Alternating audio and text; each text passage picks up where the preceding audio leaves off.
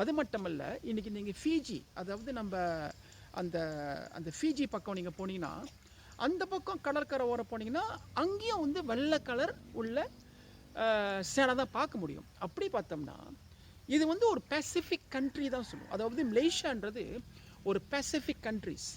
Pacific கண்ட்ரிஸ்னால் இங்கே எல்லாமே வந்து கடல் சம்மந்தமாகவும் தீவுகள் சம்மந்தமாகவும் நிறையா இருந்திருக்கு.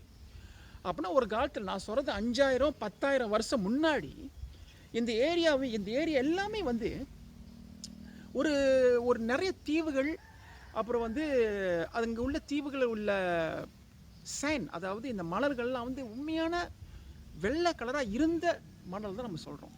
அதனால தான் இன்றைக்கி நீங்கள் பங்காள பூஜாங்க நீங்கள் பார்த்தாலே இது வந்து நீங்கள் பார்த்தாலே நல்லாவே தெரியும். இது வந்து இங்கே உள்ள மணல் வந்து கடற்கரை ஓடன் மணலுக்கு வித்தியாசமாக இருக்குது.